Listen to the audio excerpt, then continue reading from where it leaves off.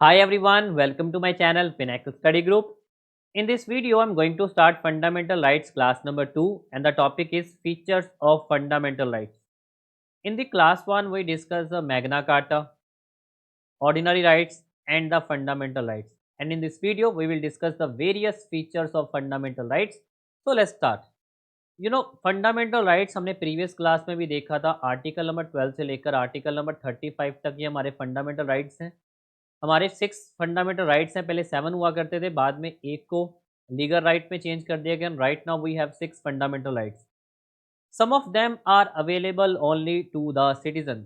अब इसका मतलब है कि इसमें से जो फंडामेंटल राइट्स हैं, सारे के सारे फंडामेंटल राइट्स तो नहीं, बट कुछ फंडामेंटल राइट्स हैं जो सिर्फ इंडियन सिटीजन्स के लिए, ठीक है।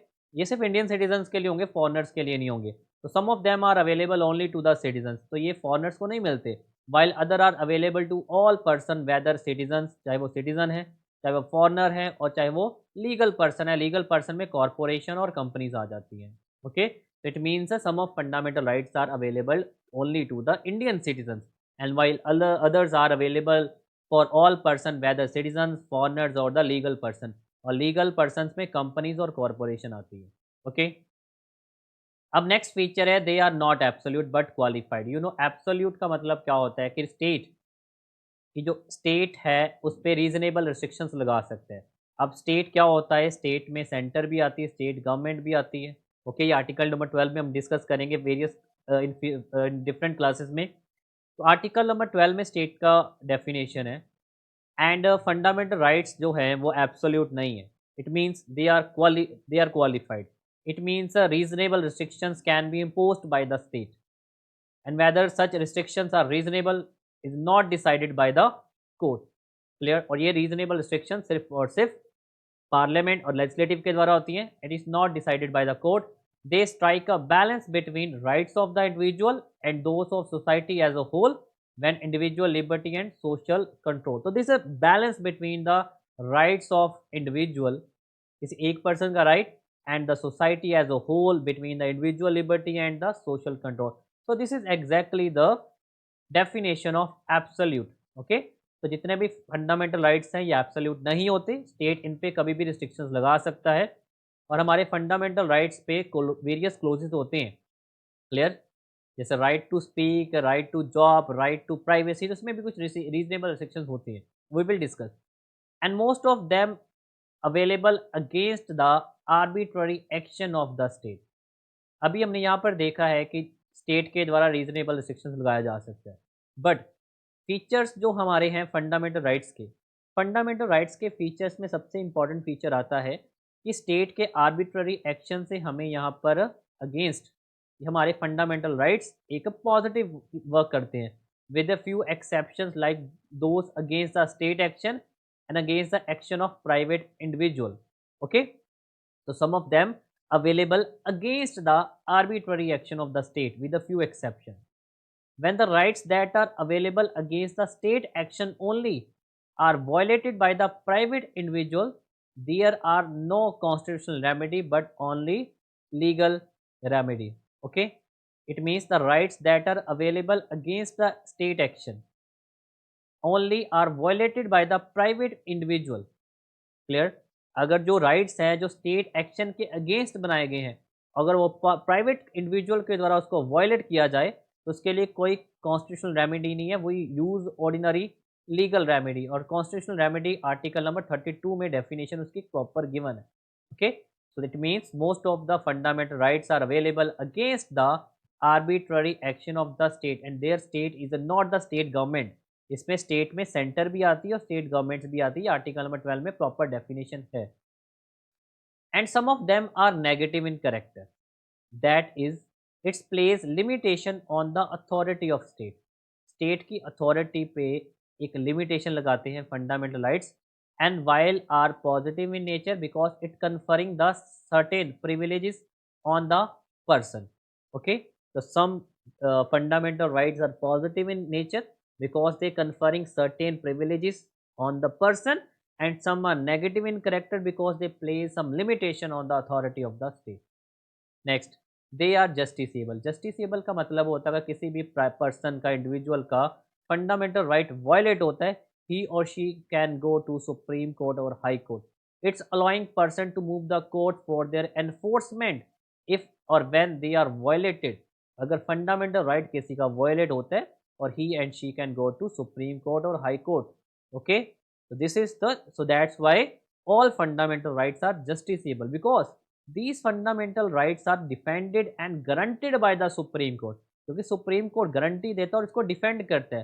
सो दैट एग्रीव्ड पर्सन उसको कहा जाता है जिसका फंडामेंटल राइट वायलेट हुआ हो.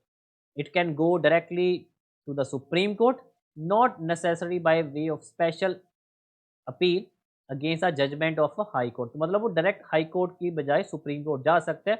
अगर हाई कोर्ट जाना हो तो आर्टिकल नंबर 226 के थ्रू जाया जा सकता है. अगर सुप्रीम कोर्ट जाना हो तो आर्टिकल नंबर 32 के हेल्प से जाया जा सकता है.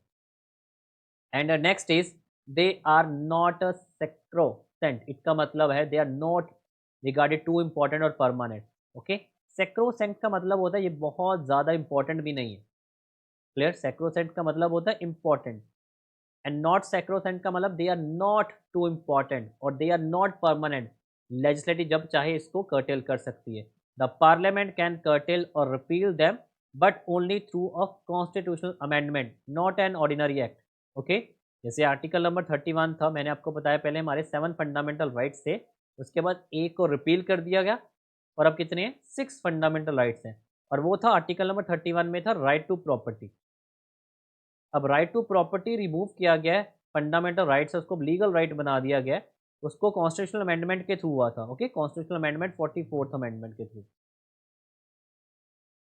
It's a constitutional amendment and moreover this can done without affecting the basic structure. But इसमें ये है कि हमारा जो संविधान का बेसिक स्ट्रक्चर वो डाइल्यूट नहीं होना चाहिए, बस basic structure as it is रहना चाहिए. This is exactly the sacrosanct and the permanency.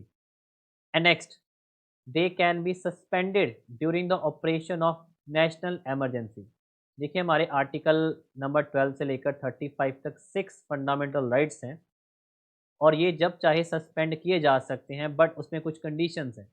They can be suspended during the operation of national emergency except rights granted by Article 20 and Article 21. जब भी national emergency लगती है वो article 20 और article 21 को छोड़ के जितने भी रिमेनिंग फंडामेंटल राइट्स के आर्टिकल है उसको सस्पेंड कर दिया जाता है. The 6 rights granted by article number 19, और आर्टिकल नंबर 19 जो है उसके अंदर फर्दर 6 राइट्स हैं. ओके, वो हम पढ़ेंगे आर्टिकल 19 के अंदर कौन कौन से 6 राइट्स हैं. It can be suspended only when emergency is declared on the ground of war और एक्सटर्नल एग्रेशन. देखिए नेशनल इमरजेंसी 2-3 केसेस पे लगाई जा सकती है, या तो वॉर पे, एक्सटर्नल एग्रेशन और आर्म रेबेलियन अगर हमारी आर्मी ही रिबेल कर दे. क्लियर, और इंटरनल डिस्टर्बेंसेस के रीजंस भी हो सकते हैं. और आर्टिकल 20 और 21 कभी सस्पेंड नहीं होता. क्लियर, अगर नेशनल इमरजेंसी के दौरान ये दोनों आर्टिकल आपके बचे रहते हैं और रिमेनिंग जितने भी आर्टिकल्स हैं वो सस्पेंड कर दिए जाते हैं. और आर्टिकल 19 के अंदर जो 6 राइट्स हैं ये तभी सस्पेंड होते हैं जब एमरजेंसी वॉर और एक्सटर्नल एग्रेशन पे हो, आर्मी रिबेलन पे ना हो. Not on the ground of arm rebellion, that is internal emergency. Am I clear? एक बार मैं फिर से बता देता हूँ. अगर नेशनल इमरजेंसी लगी है तो all fundamental rights suspended except article 20 and article 21.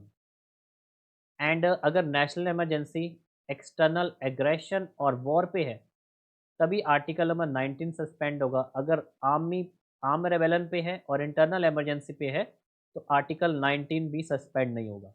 Okay, next, their scope of operation is limited by article 31A. अब article 31A we will discuss later in detailed manner. Article 31A is a saving of law providing for acquisition of state etc. Article 31B, that is a validation of certain act and regulated in the 9th schedule. And Article 31C, which is a saving of law giving effect to certain directive principles. Clear? Article 31A, Article 31B and Article 31C. Article 31 is saving of law providing for the acquisition of state. Article 31B is a validation of certain act and regulation included in the 9th schedule. 9th schedule की मैंने video बहुत detail में बनाई हुई है, वो आप मेरे यूट्यूब चैनल पे देख सकते हो। And article 31C that is saving of law giving effect to certain directive principle. So their scope of operation is limited. जो इनका ऑपरेशन है उसका स्कोप लिमिटेड कर दिया जाता है bye article 31A, article 31B और आर्टिकल 31C से। और आर्टिकल 31A मैंने बता दिया saving of law, article 31B validation in the 9th schedule and article 31C saving of law under certain principle. And their application to the member of armed forces, paramilitary forces, police forces, intelligence agencies, analogous service can be restricted और abrogated by the parliament। Article 33। देखिए article 33 में mention है कि जो fundamental rights हैं वो army के लिए, पैरामिलिट्री के लिए, पुलिस के लिए, इंटेलिजेंस एजेंसीज के लिए और ऐसी कोई भी और भी सर्विसेज हैं उनके लिए फंडामेंटल राइट्स को रिस्ट्रिक्ट किया जाता है और उनके फंडामेंटल राइट्स को एब्रोगेट भी किया जाता है। और ये आर्टिकल नंबर 33 में मेंशन है। ओके, तो आर्टिकल 33 में क्या क्या चीज़ें मेंशन है, आर्मी हो, पैरामिलिट्री हो, पुलिस फोर्सेस हो, इंटेलिजेंस एजेंसीज हो और कोई ऐसी एनालॉगस सर्विसेज, तो इनके फंडामेंटल राइट्स को रिस्ट्रिक्ट किया जाता है और एब्रोगेट भी किया जाता है। This is under article number 33 and their application can be restricted when while martial law is in force in any area. अगर हमारे इंडिया में कहीं पर भी मार्शल लॉ लगा, इट मीन आर्मी रूल, तो वहाँ पर भी फंडामेंटल राइट्स को रिस्ट्रिक्ट कर दिया जाता है। Martial law means a military rule imposed under abnormal circumstances to restore order। Restore order का मतलब है public law and order maintain करने के लिए, public law and order maintain करने के लिए आर्टिकल नंबर 34 यूज़ किया जाता है। ओके, आर्टिकल नंबर 34 क्या होता है कि आर्मी रूल लगा दिया जाता है, वो भी एक टेम्पररी आर्मी रूल लगाया जाता है। This is under article 34। It is different from imposition of the national emergency. National emergency अलग है। नेशनल इमरजेंसी का आर्टिकल नंबर है 352 और मार्शल लॉ का आर्टिकल नंबर है आर्टिकल नंबर 34। ओके, तो article number 31A, 31B, 31C हमने discuss किया है। आर्टिकल नंबर 33 हमने डिस्कस किया, that is intelligence agencies and paramilitary. Article 34 that is army rule. उसके बाद आता है most of them are self executory or directly enforceable, while few of them can be enforced on the basis of law made for giving effect to them। इसमें से कुछ fundamental rights directly enforceable है और कुछ कानून के द्वारा enforce किए जाते हैं। Such a law can made only made such a law can be made only by the parliament, not by the state legislature, so that uniformity throughout the country is maintain. तो article 35 क्या कहता है, article 35 centre को provide करता है fundamental rights के regarding. It means most of them are directly enforceable, while few of them can be enforced on the basis of law. And such a law can be made, okay? Such a law can be made only by the parliament, तो center के पास power है, and not by the state legislature, and so that uniformity throughout the country is maintained।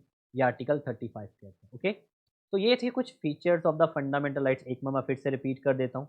सबसे पहला feature है कि कुछ rights सिर्फ citizens के लिए, सभी सिटीजन्स, सभी तो हैं ही हैं, पर कुछ राइट्स होते हैं जो सिर्फ सिटीजन्स के लिए ही होते हैं सारे। ओके, बाकी रिमेनिंग जो है वो सिटीजन्स के लिए भी, फॉरनर्स के लिए भी है। सेकंड मैंने बताया ये एब्सोल्यूट नहीं होते, क्वालिफाइड है और स्टेट कभी भी इस पर रीजनेबल रिस्ट्रिक्शन लगा सकते हैं। और आर्बिट्ररी एक्शंस, इसमें कुछ नेगेटिव करेक्टर है, कुछ पॉजिटिव करेक्टर है, some are justice, all are justiciable and they are not sacrosanct. Okay, and article 20, 21 मैंने डिस्कस कर दिया। Okay, so this is for today in this video. Thank you and take care. Clear. और इसके साथ हम अपनी app पे काफ़ी लाइव कोर्सेज पढ़ाते हैं।